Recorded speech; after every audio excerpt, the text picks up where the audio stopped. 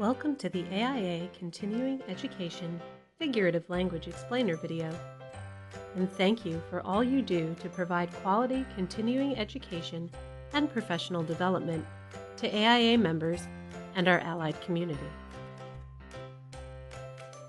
Let's start by establishing what we mean when we say figurative language. In a big picture sense, when you're being figurative, you're using words that mean something different in their literal form in order to make a point. You're exaggerating, making a comparison, or projecting different qualities onto a topic, idea, or thing in order to make it resonate with your audience in a way that its literal presentation could not. Often you're creating an analogy or an illusion. Some of the most notable types are simile, metaphor, personification, and storytelling. These rhetorical devices often don't stand alone, and in a presentation you're likely to employ several of them to make your point. Storytelling is one of the most commonly used and effective presentation tools because, as neuroscientist Paul Zak says, the brain loves stories. Zak tells us that character-driven stories with emotional content result in a better understanding of the key points a speaker wishes to make and enable better recall of these points weeks later. In the context of AIA continuing education, you're probably not going to often invoke fairy tales or posit analogies that are so far out of context for the audience that they end up distracted by the trees and they miss the forest. What you will do is make thoughtful comparisons and share your personal and professional experiences to make your appeal.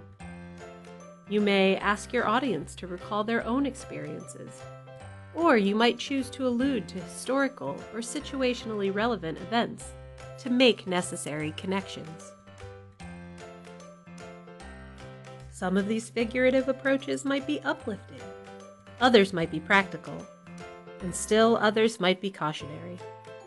The figurative language you choose and how you implement it will depend heavily on who your audience is and what you want them to do. AIA members are architects in service to society. Your messages, your lessons, should be designed to enhance the knowledge and skills necessary for them to fulfill this mission. Because you are an AIA continuing education provider, you already have credibility. Members want to hear what you have to say.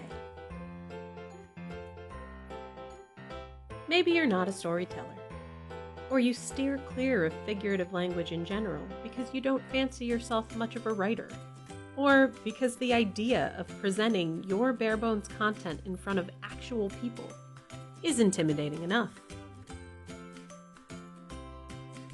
Don't worry, your audience isn't expecting Shakespeare. What they are expecting, and what they deserve, is a concerted effort on your part to use language in a way that demonstrates you've thought about them in more than a transactional sense, and not as a professional monolith. They are expecting that you can see the tree for the forest. Using figurative language that connects to your audience's interests, sensibilities, and worldviews will encourage their openness to your message and enhance their ability to retain the researched theories and field-tested methods or materials that you're there to talk to them about. Whether through full narratives or discrete, well-placed comparisons, using language that evokes an emotional response in support of your well-reasoned message is an important key to your success as an AIA continuing education provider.